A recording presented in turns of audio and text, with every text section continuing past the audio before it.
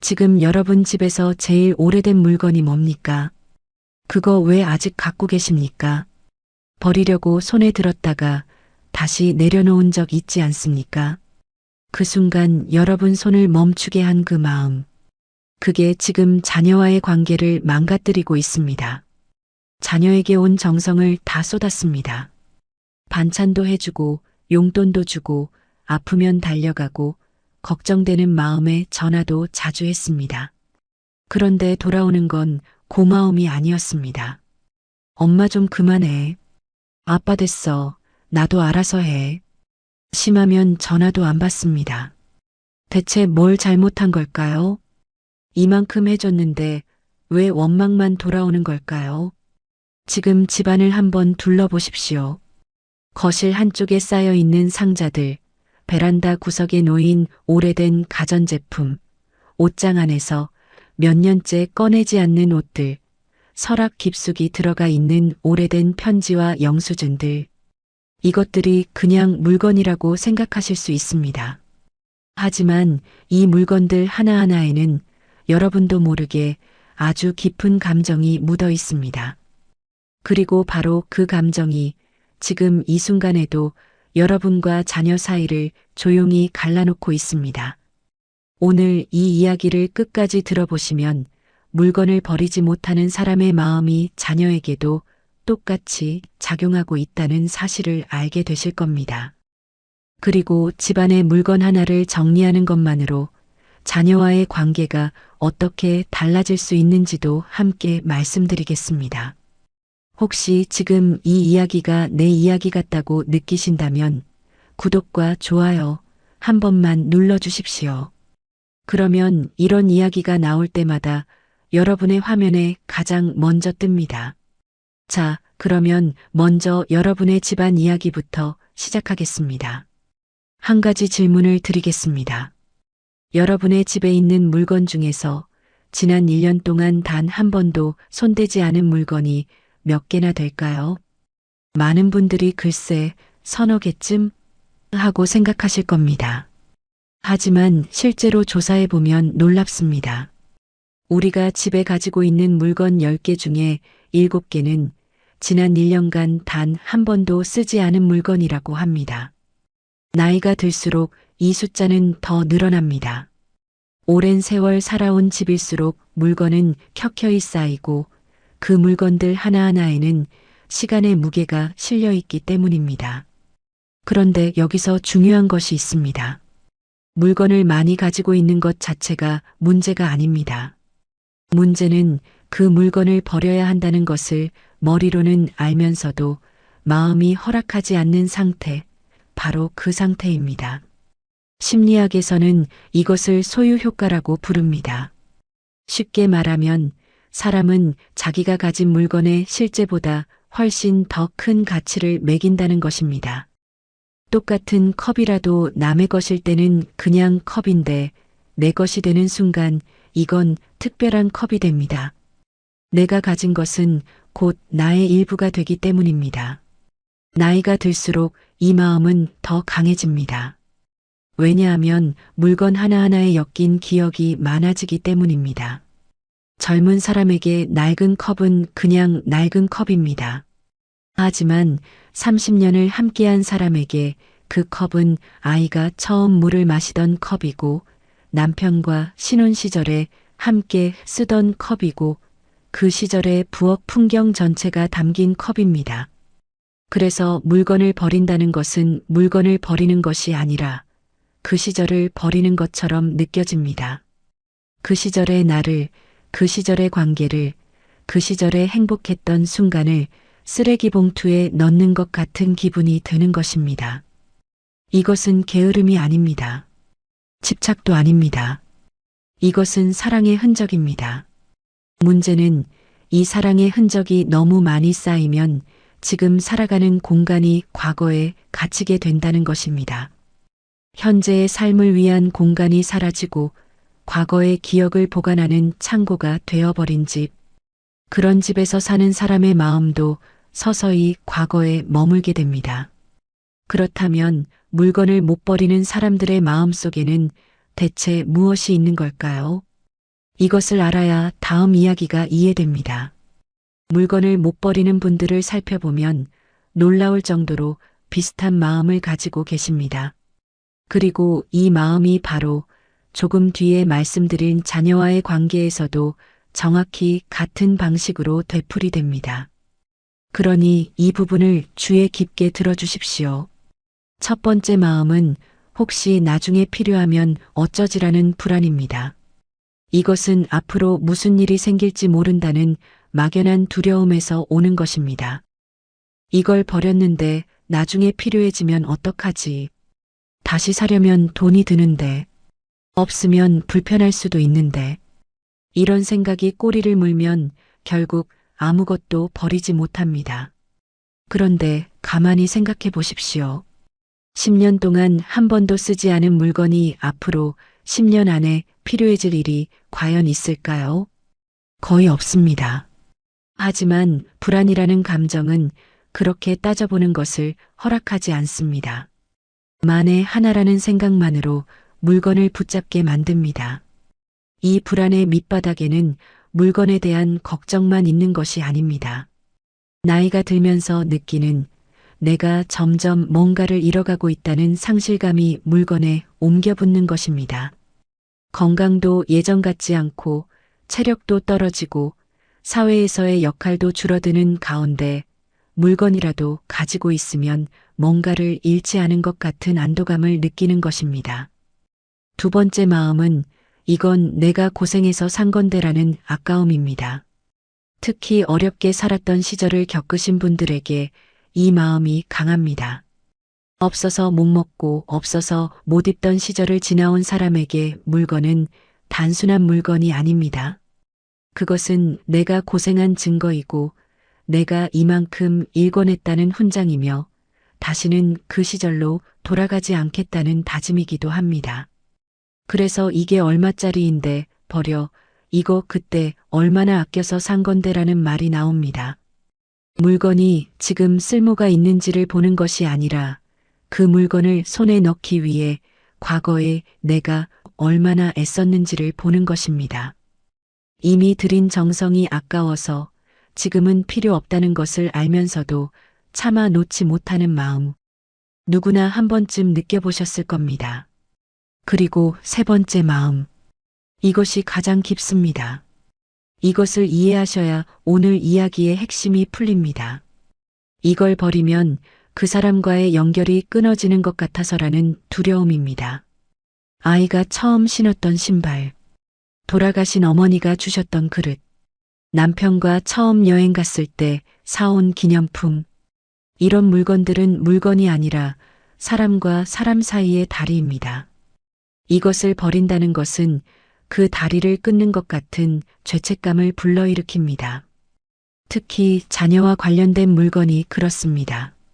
아이가 학교에서 만들어 온 어설픈 도자기, 삐뚤삐뚤한 글씨로 쓴 편지, 어릴 때 즐겨 입던 옷. 이것들을 버리면 그 아이가 그 시절의 그 작고 귀엽던 아이가 정말로 사라져버리는 것 같은 느낌이 드는 겁니다. 자, 여기서 잠깐 멈추겠습니다. 지금까지 말씀드린 이 세 가지 마음을 꼭 기억해 두십시오. 나중에 필요하면 어쩌지라는 불안, 내가 고생해서 얻은 건데라는 아까움, 이걸 놓으면 연결이 끊어진다는 두려움. 이 세 가지입니다.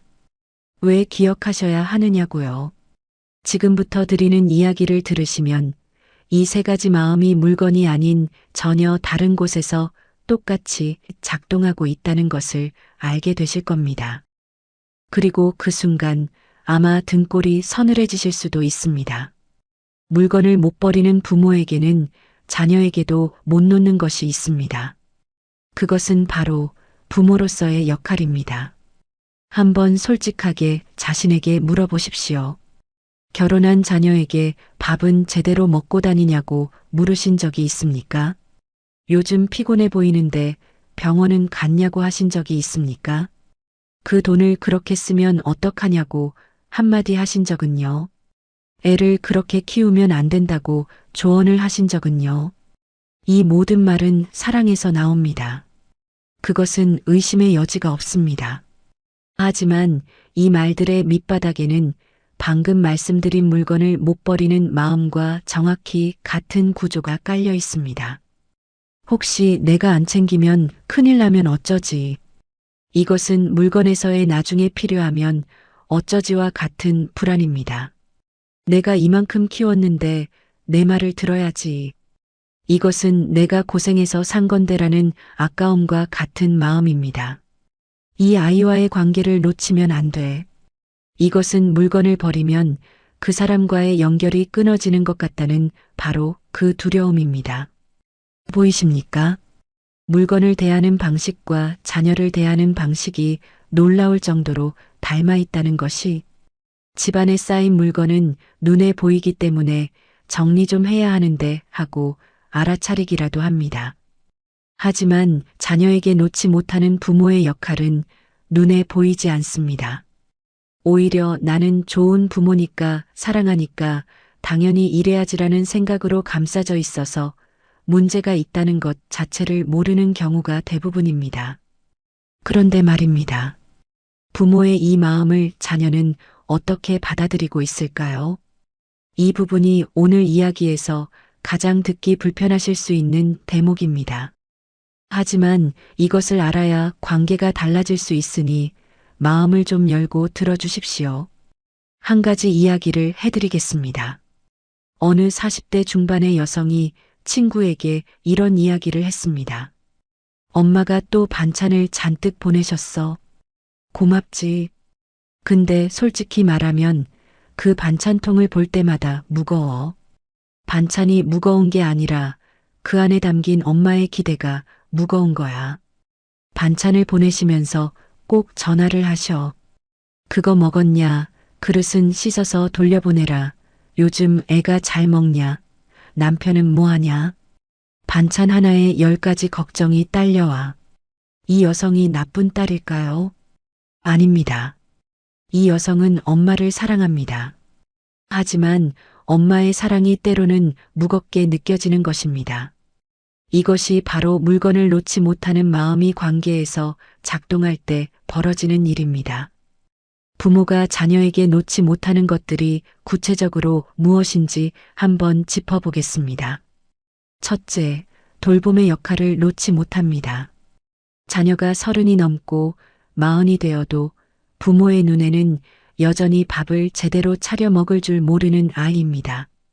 그래서 반찬을 보내고 건강을 걱정하고 옷을 따뜻하게 입었는지 확인합니다. 자녀가 이미 자기 가정을 꾸리고 자기 아이를 키우고 자기 방식으로 살아가고 있는데도 말입니다. 둘째, 조언자의 역할을 놓지 못합니다. 내가 살아보니까 그건 아니야. 내 경험으로는 이렇게 하는 게 맞아. 그때 내 말 들었으면 이렇게 안 됐을 텐데. 이런 말들은 부모로서 쌓아온 경험과 지혜를 나누는 것이라고 생각하지만 자녀에게는 너는 아직 혼자서는 판단을 못한다는 뜻으로 들릴 수 있습니다. 셋째, 가족의 중심이라는 자리를 놓지 못합니다. 명절이면 당연히 자녀들이 모여야 하고 주말이면 한 번쯤 전화를 해야 하고 큰 결정을 할 때는 부모에게 먼저 알려야 한다고 생각합니다. 가족의 한가운데에 내가 있어야 한다는 마음. 그것이 채워지지 않으면 서운함과 외로움이 밀려옵니다. 이 세 가지를 가만히 들여다보면 아까 말씀드린 물건을 못 버리는 세 가지 마음과 하나하나 겹칩니다. 돌봄을 놓지 못하는 것은 나중에 필요하면 어쩌지라는 불안이고 조언을 놓지 못하는 것은 내가 고생해서 얻은 건데라는 아까움이고 가족의 중심을 놓지 못하는 것은 이걸 놓으면 연결이 끊어진다는 두려움입니다. 물건에서 작동하는 마음이 자녀에게도 그대로 작동하고 있었던 겁니다. 그런데 여기서 한 가지 의문이 생기실 겁니다. 이 모든 것이 사랑에서 나온 것이라면 왜 관계가 나빠지는 걸까? 사랑하는데 왜 자녀가 멀어지는 걸까? 이 질문에 대한 답을 지금부터 드리겠습니다. 이것을 이해하시면 오늘부터 자녀를 대하는 태도가 달라지실 겁니다. 사람의 마음에는 아주 기본적인 성질이 하나 있습니다. 누구든 자기 삶의 주인은 자기 자신이고 싶다는 것입니다. 아무리 좋은 뜻에서 하는 말이라도 그것이 반복되면 내 인생을 내 맘대로 못하게 하는구나라는 답답함이 생깁니다. 이것은 나이와 상관이 없습니다. 어린아이에게 이거 하지 말라고 하면 오히려 더 하고 싶어지는 것 다들 경험해 보셨을 겁니다. 성인이 된 자녀도 마찬가지입니다. 이렇게 해라, 그건 안 된다, 내 말 좀 들어라라는 말을 반복적으로 들으면 그 말이 아무리 맞는 말이어도 마음이 먼저 밀어냅니다. 여기서 안타까운 엇갈림이 생깁니다. 부모는 나는 이 아이를 위해 이렇게까지 하는데 왜 고맙다는 말 한마디가 없지라고 느낍니다. 자녀는 나는 이미 어른인데 왜 아직도 아이 취급을 하시는 거지라고 느낍니다. 부모의 사랑이 클수록 챙기는 것이 많아지고 챙기는 것이 많아질수록 자녀는 숨이 막히고 자녀가 거리를 두면 부모는 더 불안해져서 더 강하게 붙잡으려 합니다. 빠져나올 수 없는 고리입니다. 이것은 물건을 쌓아두는 집에서 벌어지는 일과도 똑같습니다. 물건이 많아질수록 공간은 좁아지고 공간이 좁아질수록 답답해지고 답답해질수록 정리할 엄두가 안 나서 더 쌓이게 됩니다.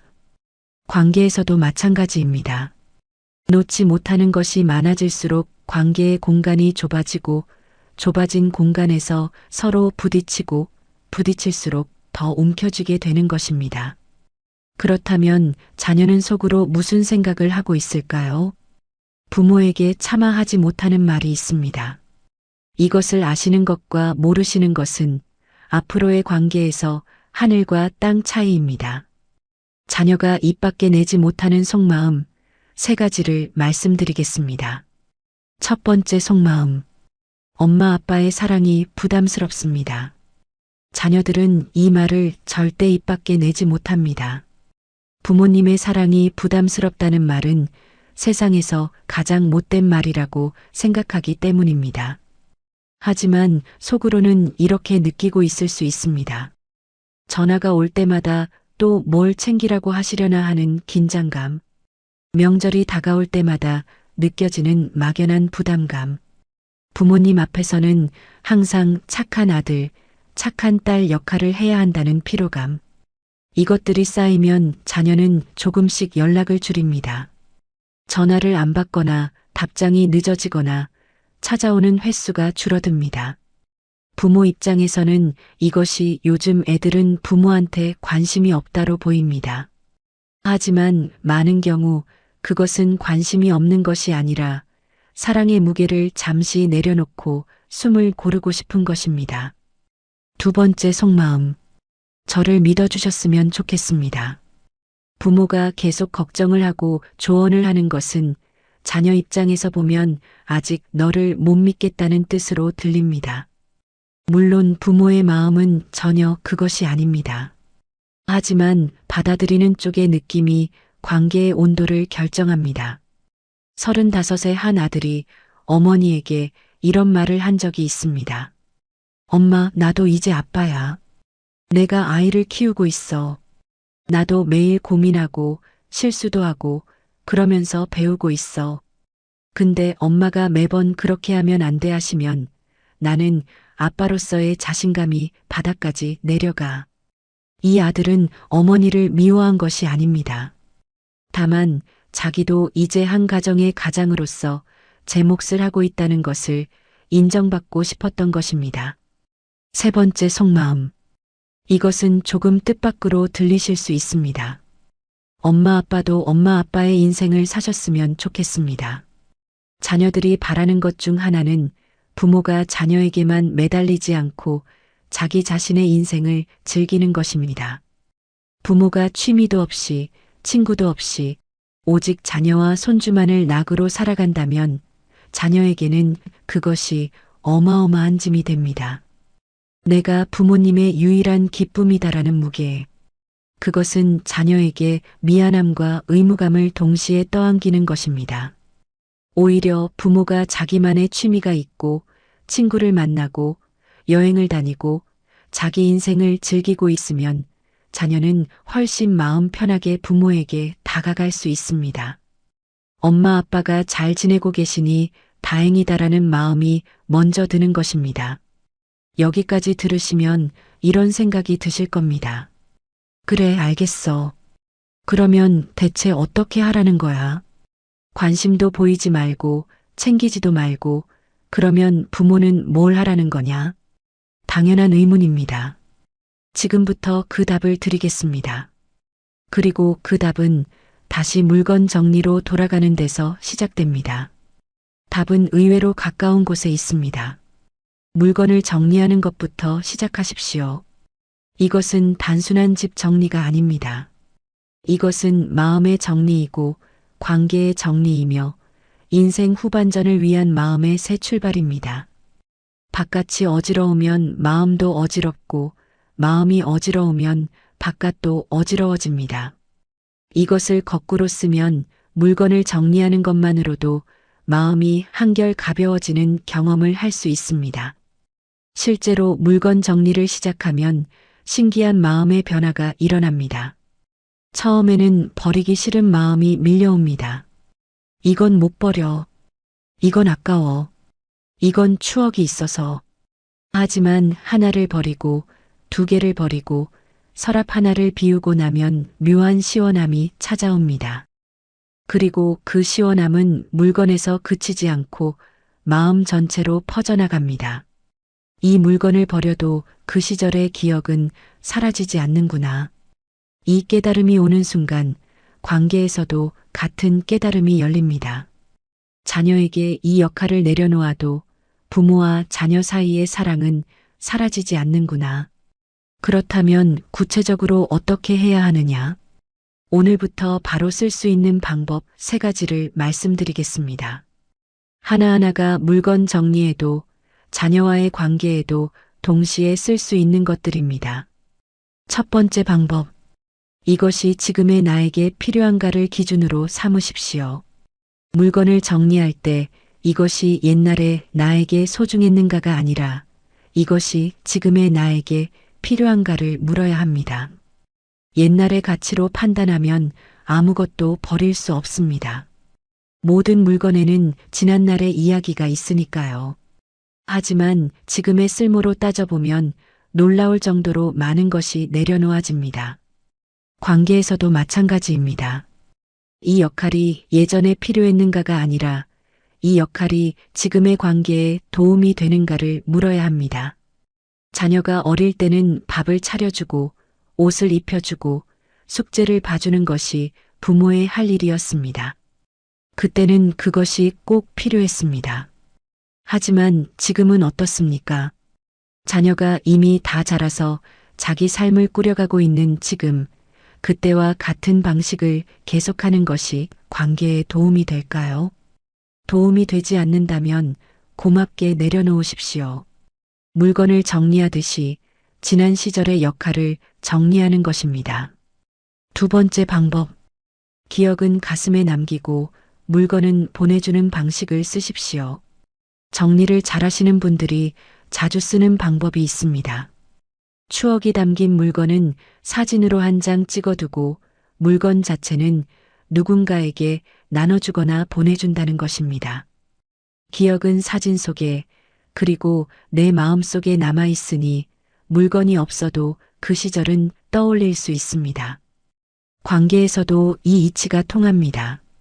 부모로서 해왔던 모든 것들, 밤새 아이 간호했던 기억, 학원비 마련하려고 아끼며 살았던 기억, 자녀의 결혼식 날 울컥했던 기억. 이 모든 것은 이미 여러분의 가슴 깊이 새겨져 있습니다. 이 기억은 영원히 사라지지 않습니다. 하지만 그 기억에 매여서 지금도 똑같은 방식으로 자녀를 대한다면 그것은 사진을 찍어두지 않고 물건 자체를 끌어안고 있는 것과 같습니다. 기억은 가슴에 고이 간직하되 행동은 지금에 맞게 바꾸는 것. 그것이 세월의 지혜를 아는 부모의 비움입니다. 세 번째 방법. 이것이 가장 중요합니다. 빈자리가 주는 편안함을 느껴보십시오. 물건을 치우고 나면 빈자리가 생깁니다. 처음에는 그 빈자리가 허전합니다. 하지만 하루 이틀이 지나면 그 빈자리가 주는 편안함을 느끼기 시작합니다. 공기가 통하고 눈이 트이고 마음이 가벼워지는 것을 몸으로 경험하게 됩니다.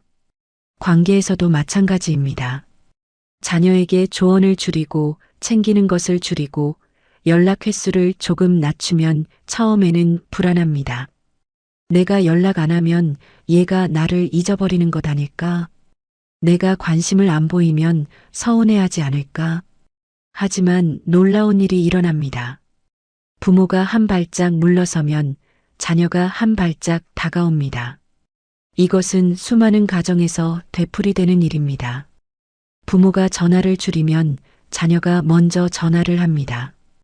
부모가 조언을 줄이면 자녀가 먼저 의견을 물어옵니다. 부모가 챙기는 것을 줄이면 자녀가 먼저 찾아옵니다. 왜냐하면 빈자리가 있어야 그 자리를 자녀가 스스로 채울 수 있기 때문입니다. 물건으로 가득 찬 방에는 새 물건을 놓을 데가 없듯이 부모의 역할로 빈틈없이 채워진 관계에는 자녀가 스스로 들어올 자리가 없는 것입니다. 이 세 가지 방법, 말로는 간단합니다. 하지만 막상 실천하려면 쉽지 않다는 것, 저도 압니다. 그래서 실제로 이것을 해보신 분들의 이야기를 들려드리겠습니다. 이 이야기를 들으시면 나도 할 수 있겠다는 마음이 드실 겁니다. 67살의 한 어머니가 계셨습니다. 이분은 결혼한 딸과 사이가 좋지 않았습니다. 딸은 전화를 잘 받지 않았고 명절에도 잠깐 들렀다 가기 바빴습니다. 어머니는 늘 서운했습니다. 내가 얼마나 고생해서 키웠는데 왜 나한테 이러는 거야 라는 생각이 머릿속을 떠나지 않았습니다. 그러던 어느 날 이 어머니가 집 정리를 시작했습니다. 처음에는 그냥 다용도실이 너무 지저분해서 시작한 것이었습니다. 오래된 상자를 열어보니 딸이 어릴 때 입던 원피스가 나왔습니다. 유치원 소풍 때 입혔던 꽃무늬 원피스. 어머니는 한참을 그 옷을 들여다봤습니다. 그리고 깨달았습니다. 내가 이 옷을 붙잡고 있는 건 이 시절의 딸아이를 붙잡고 있는 거구나. 내 말이면 까르르 웃으며 따라오던 그 작은 아이를. 하지만 그 아이는 이제 36이야. 남편이 있고 아이가 있고 자기 세상이 있어. 어머니는 그 원피스를 사진으로 한 장 찍고 정리함에 넣었습니다. 그리고 그날부터 조금씩 달라지기 시작했습니다. 딸에게 전화하는 횟수를 줄였습니다. 반찬을 보내는 대신 딸이 좋아하는 가게에 상품권을 보냈습니다. 이렇게 해라 대신 힘들면 말해로 말을 바꿨습니다. 2달쯤 지났을 때 딸이 먼저 전화를 했습니다. 엄마, 이번 주말에 내가 갈게. 맛있는 것 같이 먹자. 어머니는 그 전화를 받고 한참을 울었다고 합니다. 자신이 놓아줬더니 딸이 제 발로 돌아온 것입니다. 또 다른 이야기도 있습니다. 72살의 아버지가 계셨습니다. 이분은 은퇴 후에 아들에게 자주 전화를 했습니다. 주로 뉴스를 보고 요즘 부동산이 어쩌고 투자는 이렇게 해야 하고라는 이야기를 했습니다. 사업을 하는 아들에게 자신이 겪으며 배운 것들을 나눠주고 싶었던 것입니다. 하지만 아들은 점점 전화를 피했습니다. 아버지는 속이 상했습니다. 내가 이렇게까지 관심을 보이는데 왜 피하느냐? 그러던 어느 날 아버지가 서재를 정리하다가 자신이 젊었을 때 아끼던 사업 관련 책들을 꺼내 보았습니다. 이미 세상이 바뀌어서 내용이 전혀 맞지 않는 책들이었지만 이 책들이 나를 여기까지 오게 해줬는데라는 마음에 못 버리고 있었습니다. 그때 문득 생각이 스쳤습니다. 나는 이 낡은 책을 못 버리면서 아들에게도 이 낡은 경험을 계속 들려주려고 했구나. 세상이 달라졌는데 내 경험이 지금 아들에게 맞지 않을 수도 있는 거였어. 아버지는 책을 정리하고 아들에게 말하는 방식을 바꿨습니다.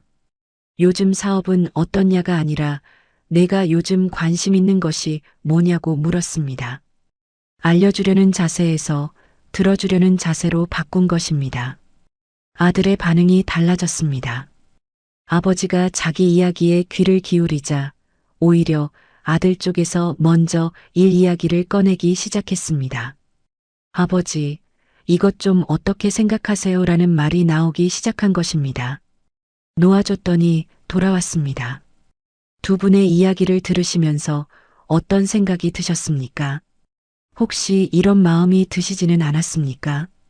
그래, 맞는 말인 건 알겠어. 하지만 나는 무서워. 내가 진짜 놓으면 아무도 안 찾아오면 어떡하지? 이 마음은 너무나 당연한 것입니다. 그리고 이 마음의 뿌리에는 사람이라면 누구나 가지고 있는 가장 깊은 바람이 있습니다. 나는 사랑받고 있다는 것을 확인하고 싶은 바람입니다. 물건을 가지고 있으면 든든한 것처럼 자녀에게 무언가를 해주고 있으면 나는 아직 쓸모 있는 사람이다라는 안심이 됩니다. 그래서 놓기가 어려운 것입니다. 하지만 한 가지를 꼭 말씀드리겠습니다. 여러분이 자녀에게 무언가를 해주기 때문에 사랑받는 것이 아닙니다. 여러분이 세상에 계시기 때문에 사랑받는 것입니다. 반찬을 보내지 않아도, 용돈을 주지 않아도, 조언을 하지 않아도 여러분은 여전히 그 아이의 엄마이고 그 아이의 아빠입니다. 그리고 그것만으로 이미 충분합니다. 물건도 똑같습니다. 그 낡은 컵을 버려도 신혼 시절의 추억은 가슴에 그대로 남아 있습니다. 아이의 어린 시절 옷을 정리해도 그 아이를 처음 안았던 순간은 영원합니다. 물건은 기억을 떠올리게 해주는 징검다리일 뿐이지 기억 그 자체가 아닙니다. 마찬가지로 부모의 역할은 사랑을 표현하는 하나의 방식일 뿐이지 사랑 그 자체가 아닙니다. 역할을 내려놓아도 사랑은 남습니다. 오히려 역할을 내려놓았을 때 군더더기 없는 가장 순수한 사랑만 남습니다. 그러면 오늘부터 무엇을 하면 될까요? 거창하게 바꿀 필요는 없습니다. 오늘 집에서 물건 하나만 정리해 보십시오. 서랍 하나만 열어보십시오. 오래된 물건 하나를 꺼내서 가만히 바라보고 그 물건에 담긴 시간에 고마워하고 그리고 조용히 보내주십시오. 고마웠어. 이제 놓아줄게. 그 한마디를 물건에게 해보십시오. 그리고 그 말이 편하게 느껴지면 같은 말을 마음속으로 자녀에게도 한번 건네보십시오. 고마웠어. 내가 어릴 때 엄마 아빠가 필요했던 그 시절이 정말 행복했어. 이제 너는 내 길을 가고 있으니 엄마 아빠도 엄마 아빠의 길을 갈게. 하지만 언제든 내가 돌아올 자리는 비워둘게. 비워둔다는 것. 그것은 버린다는 뜻이 아닙니다. 자리를 마련해 둔다는 뜻입니다. 물건으로 가득 찬 방에는 사람이 들어와 앉을 자리가 없습니다. 하지만 비워진 방에는 누구든 편하게 들어와 쉴 수 있습니다. 관계도 마찬가지입니다. 부모의 걱정과 기대와 조언으로 빈틈없이 채워진 관계에는 자녀가 편하게 들어올 틈이 없습니다. 하지만 비워진 관계에는 자녀가 마음 놓고 다가올 수 있습니다. 비움은 사랑을 포기하는 것이 아닙니다. 비움은 사랑의 가장 깊은 모습입니다. 그래서 인생 후반전의 진짜 부자는 누구냐고 물으신다면 저는 이렇게 답하겠습니다. 집에 물건이 가득한 사람이 아닙니다. 통장에 잔고가 많은 사람도 아닙니다. 진짜 부자는 자녀가 별일 없어도 전화하고 싶은 부모입니다. 엄마, 나 오늘 별일 없는데 그냥 전화했어. 이 한마디를 듣는 부모가 세상에서 가장 넉넉한 사람입니다. 그런데 이 한마디는 부모가 많이 해줘서 듣는 것이 아닙니다. 부모가 편안해서 듣는 것입니다. 전화할 때마다 이런저런 말을 들을까 걱정되는 부모에게는 별일 없어도 전화하지 않습니다. 전화할 때마다 밥은 먹었냐, 건강은 괜찮냐, 돈은 있냐를 물어보는 부모에게는 꼭 필요할 때만 전화합니다. 하지만 전화하면 그냥 편안하게 웃으며 이야기할 수 있는 부모에게는 별일 없어도 문득 목소리가 듣고 싶어집니다. 그 편안함은 어디에서 올까요? 비움에서 옵니다. 걱정을 비우고 챙김을 비우고 기대를 비우고 이만하면 됐다는 담백한 마음만 남았을 때, 그때 자녀는 부모를 쉴 수 있는 사람으로 느끼게 됩니다. 여러분의 집이 깔끔하게 정돈되어 있으면 누군가 놀러 오기 좋습니다. 차 한 잔 놓고 도란도란 이야기하기 좋은 공간이 됩니다. 관계도 마찬가지입니다. 부모의 마음이 비워져 있으면 자녀가 찾아오기 편합니다. 부담 없이 이야기 나누기 좋은 사이가 됩니다. 그리고 한 가지 더 말씀드리고 싶은 것이 있습니다. 비운다고 해서 빈자리가 허전한 채로 남는 것이 아닙니다. 물건을 정리하고 나면 빈자리가 허전한 것은 잠깐입니다. 그 빈자리에 새로운 것들이 하나둘 들어옵니다. 깨끗한 방에서 아침 햇살을 맞으며 차 한 잔 마시는 여유. 넓어진 거실에서 좋아하는 노래를 틀어놓고 기지개 한번 켜는 시간. 정돈된 부엌에서 내가 먹고 싶은 것을 느긋하게 만드는 즐거움. 이것들은 물건이 가득 차 있을 때는 누리기 어려웠던 것들입니다. 관계에서도 마찬가지입니다. 자녀에 대한 걱정과 챙김을 비우면 그 자리에 새로운 것들이 찾아옵니다. 배우자와 조용히 산책하며 나누는 대화. 오랫동안 뜸했던 친구와의 만남. 젊었을 때 하고 싶었지만 아이 키우느라 미뤄두었던 취미. 나만을 위한 시간, 나만을 위한 공간, 나만을 위한 하루. 자녀를 키우느라 20, 30년을 부모의 역할에 쏟아부었습니다. 이제 그 역할을 조금 내려놓으면 오랜만에 나를 되찾는 것입니다. 그리고 자기 인생을 즐기는 부모를 보는 자녀는 오히려 더 자주 찾아옵니다. 엄마 요즘 뭐 하세요? 아빠 그 취미 어떻게 되어가요? 걱정이 아니라 궁금함으로, 의무가 아니라 마음이 이끌려서 부모를 찾게 됩니다. 결국 비움은 잃는 것이 아니라 되찾는 것입니다. 잊고 있었던 나 자신을 되찾고 멀어졌던 자녀와의 거리를 되찾고 인생 후반전에 참된 기쁨을 되찾는 것입니다. 물건을 못 버리는 마음과 자녀를 못 놓는 마음은 같은 뿌리를 가지고 있습니다.